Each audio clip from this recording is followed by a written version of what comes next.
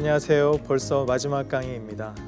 오늘은 12강 하나님과의 대화법인데요. 지금까지 우리가 11강 동안 사람들과 어떻게 대화를 잘 할 수 있는지, 또 우리들의 내면을 어떻게 가꾸어서 다른 사람들과 관계를 맺을 수 있을지, 이런 것들에 대해서 이야기를 했는데요. 진짜 제가 하고 싶은 이야기, 그러면 하나님과는 어떻게 대화를 해야 하는가에 대한 이야기를 한번 해보려고 합니다. 여러분들은 하나님과 대화를 잘 하고 계세요? 혹시 여러분들이 오늘 오면서 하나님, 기온이 좀 떨어졌네요, 그렇게 이야기를 했더니 하나님께서 갑자기 귀에다 대고 그래, 좀 떨어졌구나 이렇게 말씀하시던가요? 우리가 하나님과 주로 그렇게 대화를 하지는 않죠. 그렇죠? 여러분들 예배 드리시죠? 예배도 일종의 대화라고 할 수 있어요. 여러분들이 찬양을 드리죠? 여러분들이 노래로 하나님께 여러분들의 마음을 올려드리잖아요. 노래로 말하고 계신 거잖아요. 그리고 목사님을 통해서 들려지는 그 말씀을 통해 여러분들은 하나님의 음성을 듣죠. 그리고 여러분들이 헌금을 또한 하면서 우리의 헌신을 다짐하며 하나님께 이렇게 말씀드리는 거죠. 하나님, 저의 모든 것은 하나님의 것입니다. 그리고 우리가 또 축도를 받을 때 우리는 어떤 목소리를 듣죠? 하나님께서 내 삶 모든 가운데 함께 하시고 나를 인도하시는구나, 어떤 그 목소리를 듣게 됩니다. 어떻게 보면 그 예배도 일종의 우리와 하나님과의 대화라고 할 수 있는 거예요. 그런데 정확히 그 대화를 들여다보려면 그 사람이 기도하는 걸 들어보면 알아요. 기도의 목소리를 들어보면 하나님과 어떤 대화를 하는지 알 수 있습니다. 건강한 대화인지 건강하지 않은 대화인지.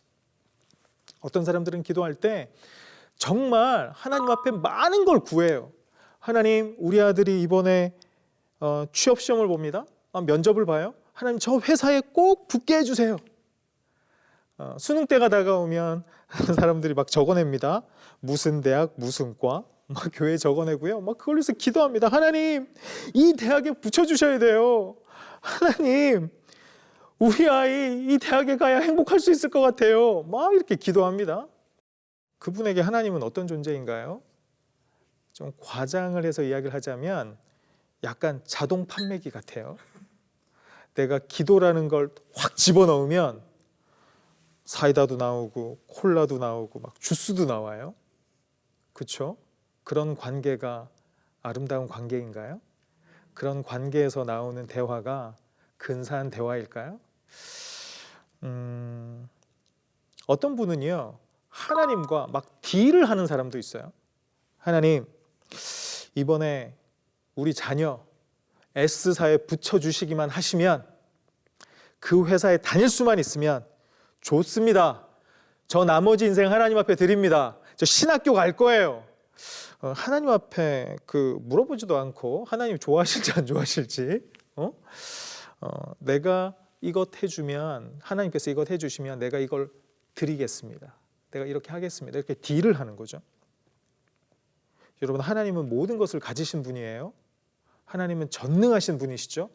온 우주가 하나님의 것입니다. 우리가 좀 오해를 할 때가 있는데, 이걸 다 드리면 하나님께서 우와, 나 진짜 너무 좋다 이렇게 하실 것 같은데, 실은 우리가 드리는 모든 행위는 우리의 헌신의 표현인 거죠. 근데 마치 내가 그걸 드리면 하나님으로부터 얻어낼 수 있을 것 같아요. 그런 기도를 드리는 분에게 있어서 하나님은 어떤 분인가요? 약간 비즈니스 파트너 같은 분인 거죠. 내가 A를 주면 하나님은 B를 주는 거죠.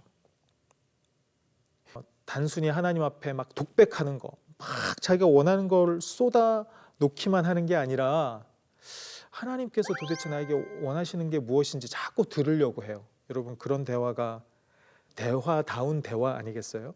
건강한 대화 아니겠어요? 여러분들의 기도는 어떻습니까?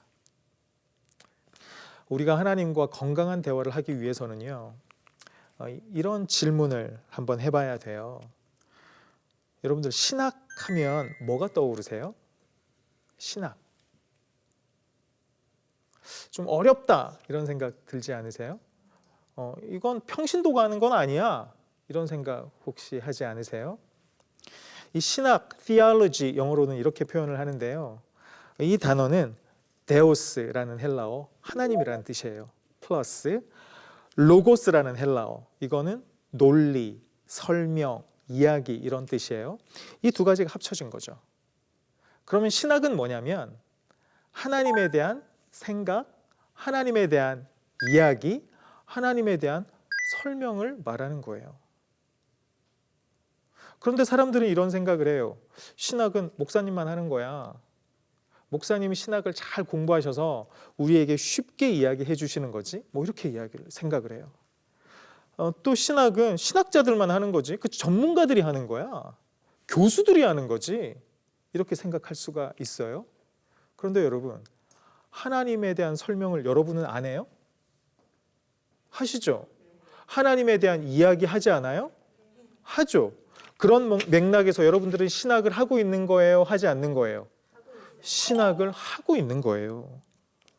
어떤 분의 말을 빌리자면 기독교인이 된다는 것은 곧 신학을 하게 되는 것, 신학자가 되는 것이라고 할 수도 있어요. 왜냐하면 우리가 경험하는 하나님에 대한 이야기, 우리가 알고 있는 하나님에 대한 설명이 있기 때문에 그렇죠. 근데 우리가 가지고 있는 신학이 좋은 것인가? 건강한 것인가? 건전한 것인가? 아니면 건전하지 않고 나쁜 것인가? 여러분, 이것들은 또 별개의 이야기예요. 우리가 가지고 있는 신학이 좋은 신학일 수도 있고요, 나쁜 신학일 수도 있어요. 신학은요, 머리의 신학이 있고 가슴의 신학이 있어요. 머리의 신학은 뭐냐면 신학교에서 배우는 거, 여러분들이 성경 공부 시간에 배우는 거, 목사님을 통해서 하나님에 대해서 배우는 거, 머리로 다 알게 되잖아요. 그게 머리의 신학이에요. 근데 가슴의 신학은 뭐냐?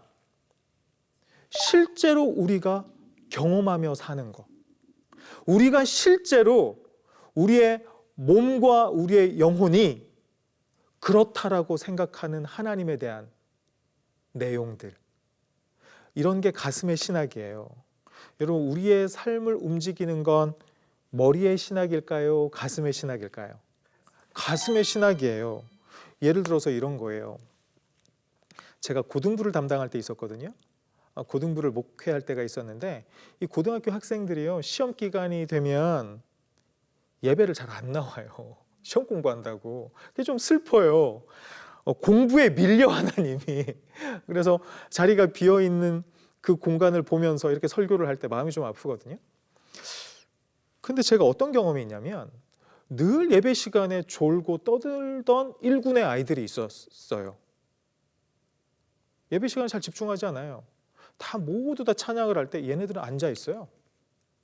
그리고 제가 설교 시간에 이야기를 하기 시작하면 걔네들은 좀 조용해져야 되잖아요. 제가 설교를 시작하면 걔네들도 이야기를 시작해요. 그런 아이들이 있었어요. 근데 이 아이들이 시험 기간에 너무 열심히 교회를 나오는 거예요. 다른 아이들은 평소에 예배 잘 드리던 애들도 안 나와요, 잘. 근데 얘네들은 늘 그 자리에 앉아 있는 거예요. 그래서 제가 물어봤어요. 너희들이 시험 기간인데도 어떻게 예배를 드리러 왔니? 목사님 참 마음이 좋은데? 그랬더니 그 아이들은 딱 한마디 하더라고요. 찝찝해서요. 여러분, 찝찝해서 교회 나왔다는 거예요. 여러분, 그 마음을 아시겠어요? 예배를 안 드리면 혹시 시험을 못 칠까 봐, 하나님이 보복을 하셔가지고 좀 안 좋은 일이 생길까 봐 찝찝해서 내가 예배에 나왔다는 거예요. 여러분들의 가슴속 신학은 어떻습니까? 여러분들은 하나님과 오늘 어떤 대화를 나누고 있나요? 하나님, 제가 한 해 동안 11조 정확하게 낸 거 아시죠? 하나님, 갚아주신다고 했잖아요. 땅값 오를 거 딱 기다리고 있습니다. 여러분, 이렇게 기도할 수 있어요. 하나님, 제발 좀 제 기도 좀 들어주세요. 제가 그렇게 하찮은 존재예요. 왜 내가 금식도 하고 내가 철야도 하고 하는데 왜 하나님 제 기도 안 들어주세요? 제 신음소리 안 듣고 계시는 거 맞죠? 제가 얼마나 힘든지 하나님 모르시는 거 맞죠? 막 이렇게 대화하는 분이 있을 수도 있어요. 하나님 왜 저한테만 이런 고통을 주세요? 다른 사람들은 저렇게 감사의 제목이 많다는데 하나님 생각을 해보세요. 제 주위에 감사의 제목이 있나? 왜 나에게만 유독히 이렇게 가혹하게 구시는 거예요? 왜 저만 쉴 만한 물가가 아니라 늘 광야로 내모시는 거예요? 여러분 혹시 이렇게 기도하지는 않으시나요? 혹은 이렇게 불안해하지는 않으신가요? 하나님 저 천국에 가는 거 맞나요? 저 혹시 지옥 가면 어떡해요? 제가 죄를 여러 가지 짓기는 했는데 제가 다 회개하지 못한 것 같아요. 하나님 그래도 저를 좀 구원해 주셨으면 좋겠는데 저 진짜 천국 갈 수 있는 거 맞나요? 이렇게 불안해하는 사람들도 있어요. 어떤 사람은 자신의 상황을 받아들이면서 이렇게 대화를 나누는 사람들이 있을 수도 있어요. 하나님, 이런 어려움, 이런 고통, 우리 가족 가운데 일어나는 문제, 내 주위에서 일어나는 이런 고통, 뭐 당연하다고 생각해요. 제가 죄 많은 사람이잖아요. 제가 실수하고 제가 잘못하고 하나님의 말씀 어기며 산 적 많잖아요. 그래요. 제가 이거 그냥 받아들이고 살게요. 이렇게 자포자기하며 하나님께 기도하는 사람, 하나님과 대화를 나눈 사람이 있을 수도 있습니다. 그런데 여러분, 이런 기도를 드리는 사람은요, 그 가슴 속 신학이, 그 가슴의 신학이 잘못된 거예요. 진짜 하나님을 만나고 있지 못한 거예요. 우리 안에 가짜 하나님 죽이기라는 책이 있어요. 호세마리아 마르도네스라는 분이 쓴 책인데요. 이 책 속에 이런 내용이 나와요. 우상적 신학은 무신론적 신앙보다 더 위험하다. 여러분, 하나님을 믿지 않는 것보다 하나님을 잘못 믿는 게 훨씬 위험하다는 거예요.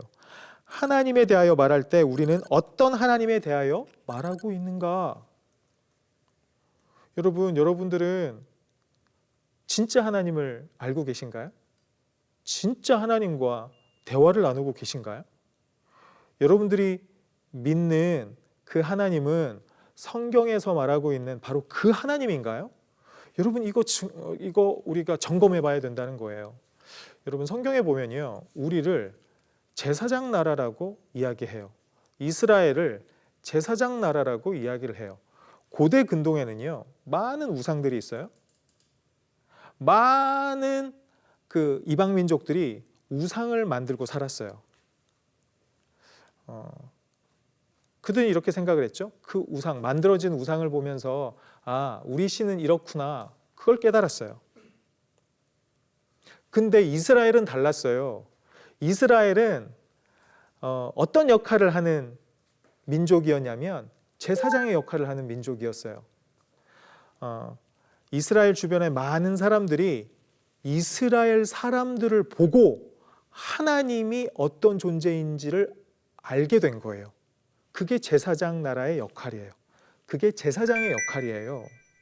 우상을 통해서 여호와 하나님을 보는 게 아니라 누굴 통해서? 이스라엘 백성을 통해서 하나님을 봐야 하는 거예요. 세상 사람들이 우리를 통해서 누굴 봐야 돼요? 하나님을 봐야 되는 거예요. 그런데 우리가 잘못된 하나님을 경험하고 있으면, 우리의 가슴의 신학이 잘못된 하나님을 담고 있으면, 우리가 잘못된 하나님과 잘못된 대화를 나누고 있으면 세상 사람들은 참 하나님을 보게 될까요? 가짜 하나님을 보게 될까요? 가짜 하나님을 보게 되는 거예요. 여러분, 우리 안에 만약 가짜 하나님이 자리하고 있다면 여러분, 참 하나님과의 대화를 그 가짜 하나님이 방해해요. 제가 몇 가지를 한번 보여드릴게요. 이런 생각을 가지고 있으면 우리 안에 가짜 하나님이 있는 거예요. 여러분, 그건 우상이에요. 그건 진짜 하나님 앞에 굴복시켜야 돼요. 아시겠죠? 자, 우리 한번 하나하나 보면서 어떤 가짜 하나님을 우리의 마음 속에서, 우리의 가슴 속에서 제거해야 되는지 한번 생각해 봅시다. 자, 첫 번째, 하나님의 사랑을 받기 위해서는 하나님의 사랑을 받기 위한 행동을 해야 한다. 되게 당연한 말 같죠? 하나님의 사랑을 받기 위해서는 하나님의 사랑을 받기 위한 행동을 해야 한다. 제가 이전 강의에서 제 딸을 입양했다는 이야기를 제가 말씀을 드렸어요. 제가 내년에 제 딸이 6살이 될 때 입양이 된 사실을 알려줄 건데요. 이 딸이 그날 이후로 우리 엄마 아빠는 나를 낳지 않았구나. 그러면 엄마 아빠한테 내가 진짜 잘해야겠다. 내가 엄마 아빠 마음을 기쁘게 해서 내가 사랑받을 만한 존재인 것을 내가 증명해야지. 이런 생각을 한다면 저는 진짜 마음이 아플 것 같아요. 제 딸은 내가 실수해도, 내가 엄마 아빠의 마음을 아프게 해도, 내가 엄마 아빠의 말씀을 듣지 않고 내가 잘못해도 나는 그냥 엄마 아빠의 딸이야. 언제나 엄마 아빠는 나를 받아줘. 나를 사랑해줘. 우리 엄마 아빠의 사랑은 다함이 없어. 끝이 없지. 저는 이렇게 생각했으면 좋겠어요. 여러분, 하나님도 마찬가지입니다. 우리가 하나님으로부터 버려질까 봐 벌벌벌 떠는 거예요. 여러분, 우리와 하나님의 사이가 사랑의 관계인 걸까요? 아니에요. 여러분들 이런 말씀을 들어보신 적 있으실 거예요.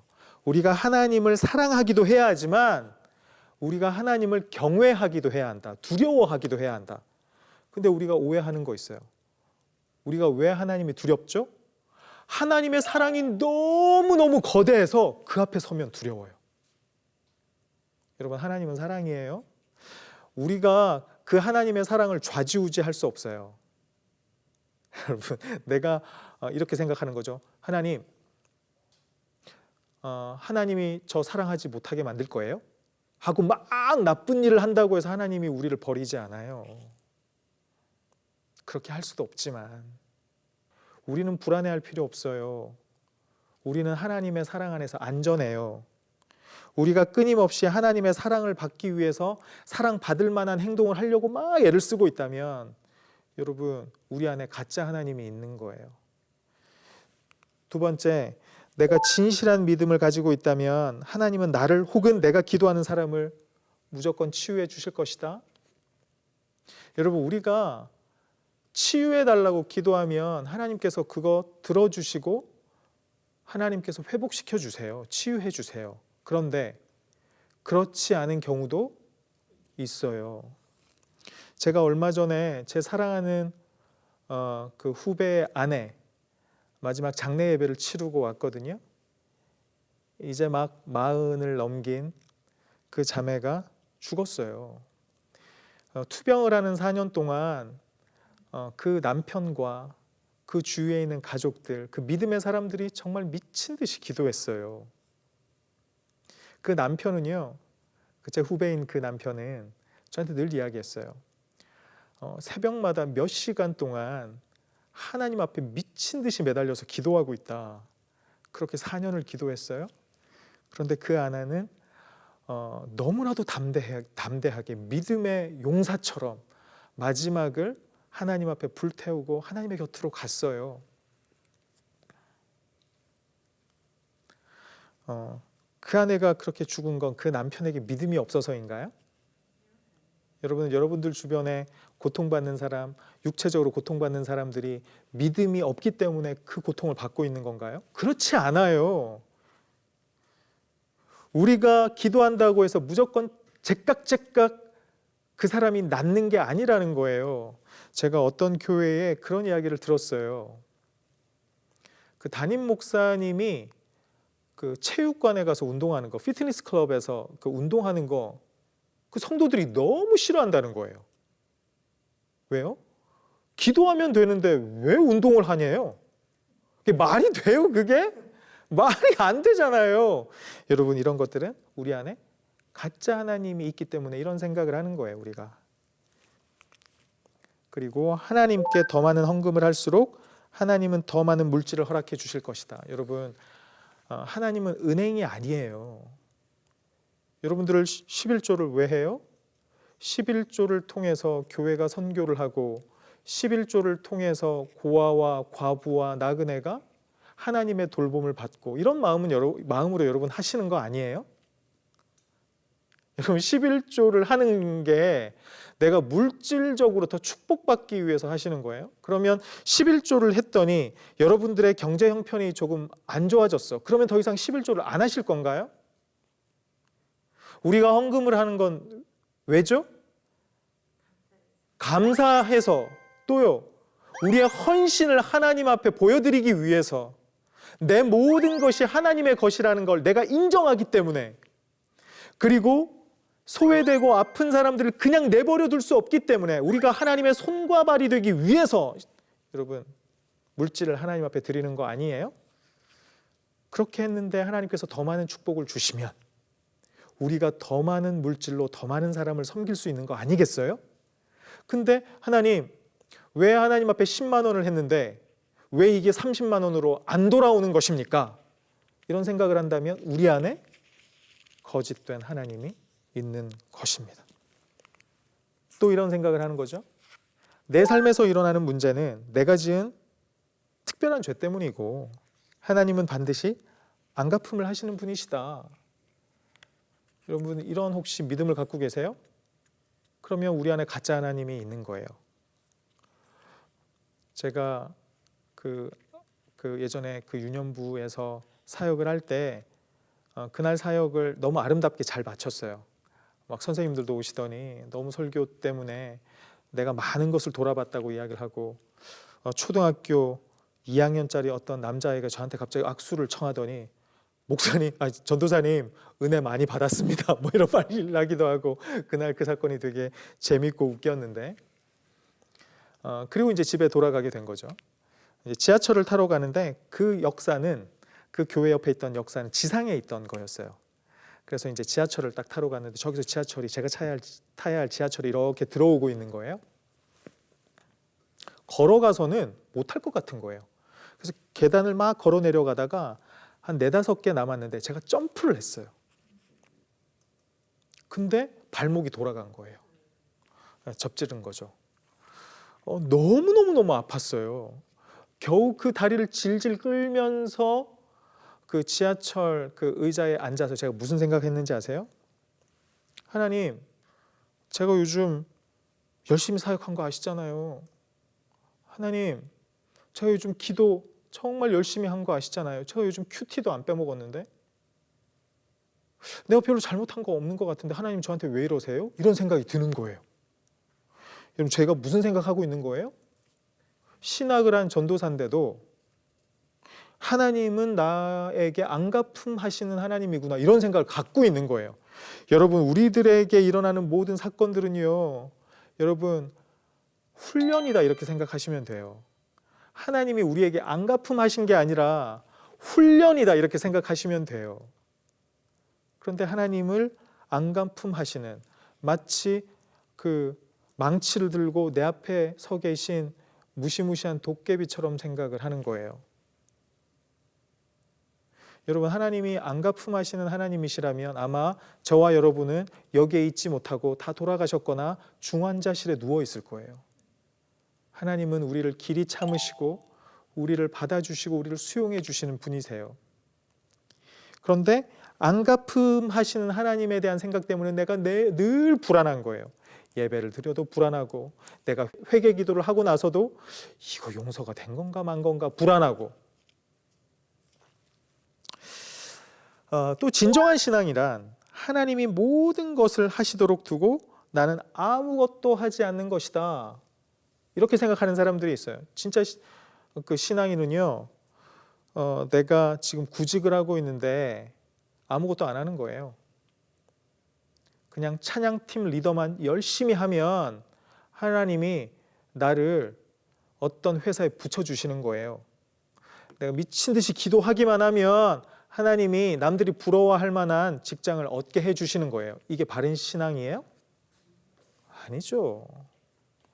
난 교회에 있는 게 너무 좋아. 교회에서 찬양 인도하는 거 너무 좋아. 그리고 사람들도 나를 통해서 은혜 받아. 그래서 나는 이 신앙생활만 열심히 해. 나는 기도만 열심히 해. 그러면 하나님이 다 알아서 해주실 거야. 이건 잘못된 신앙이에요. 그 사람 안에 거짓 하나님이 있는 거예요. 어떻게 해야 돼요? 미친 듯이 공부도 하고 취업 준비도 하고 또 열심히 신앙생활도 하고 그 밸런스를 유지해야죠. 제가 예전에 대학에 다닐 때 한 목사님이, 제 존경하는 목사님이 수련회 때 이런 말씀을 하신 적이 있어요. 여러분들은 공부하는 사람이죠. 최선을 다해서 공부하십시오. 공부하다가 죽으면 순교입니다. 이렇게 말씀하시는 거예요. 여러분, 그게 어떤 뜻인지 알겠어요? 우리가 어디에 있건 하나님이 맡겨주신 일을 최선을 다해서 해야 되는 거죠.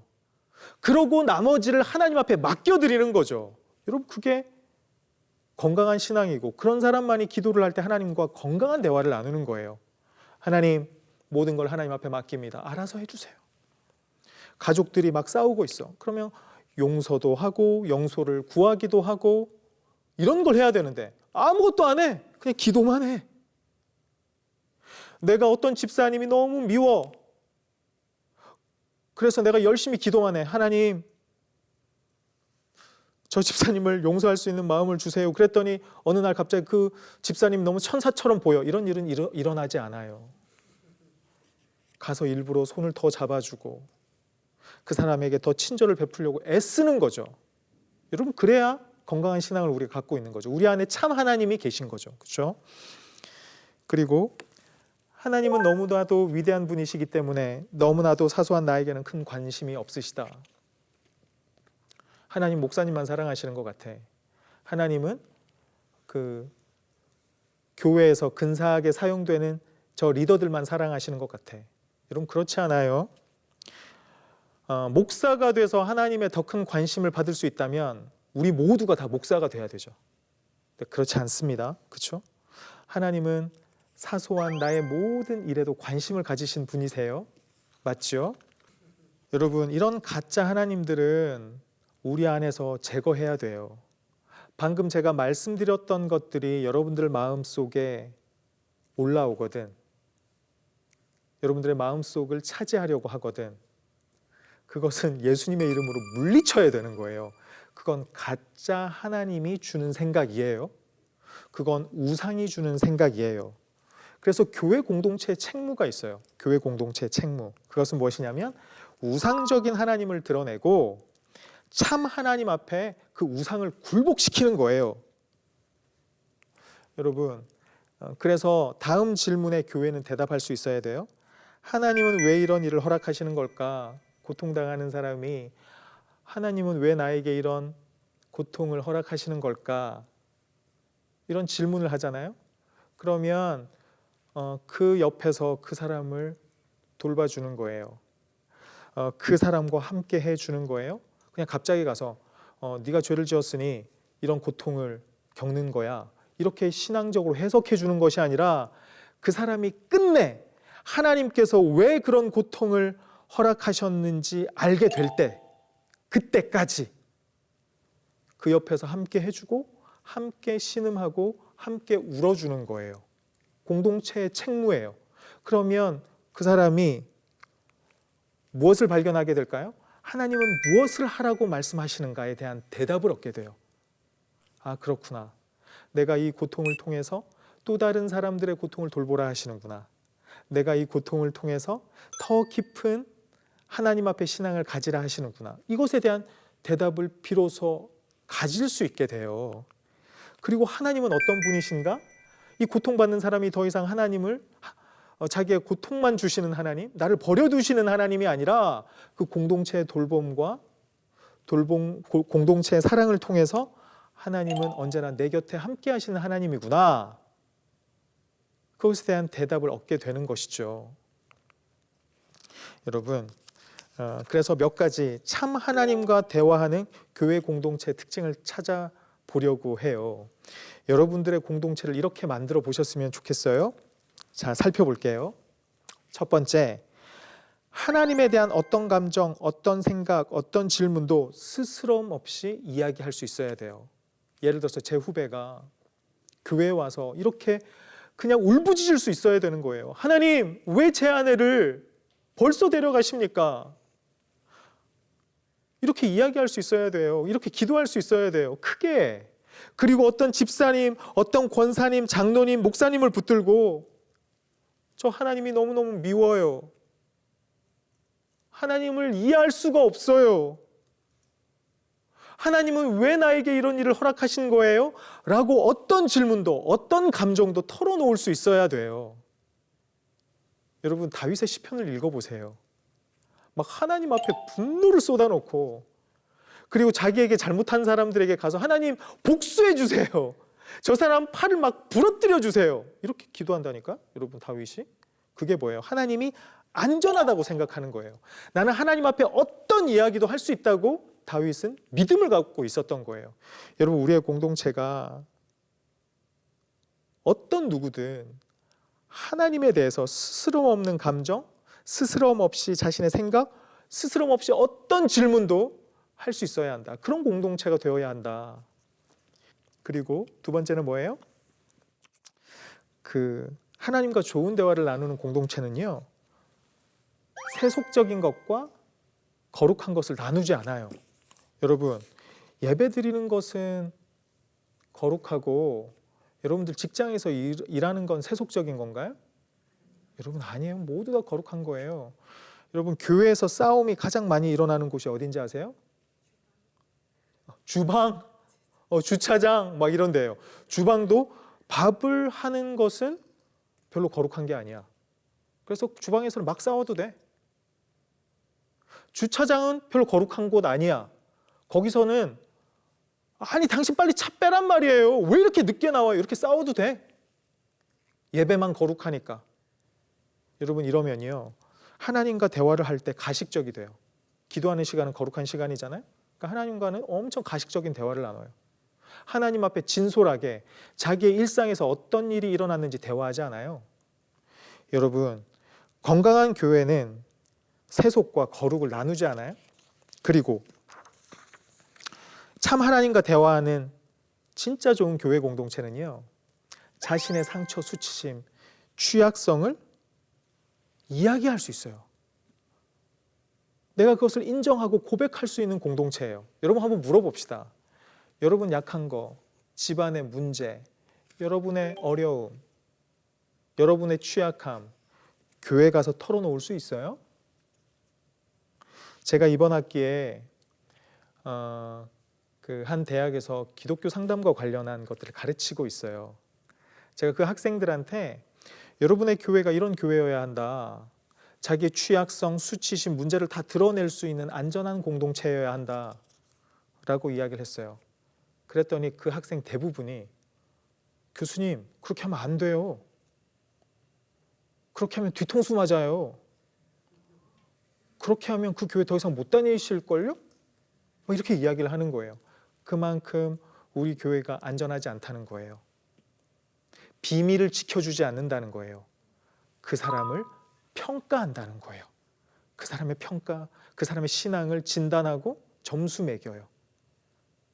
근데 여러분, 하나님은 의인을 부르러 오신 게 아니에요. 죄인을 불러 구원하시기 위해 오셨어요. 우리 교회가 그 일을 감당해야 합니다. 우리의 연약함을 드러내 놓을 수 있는 안전한 공간이어야 해요. 평가하지 말아야 돼요.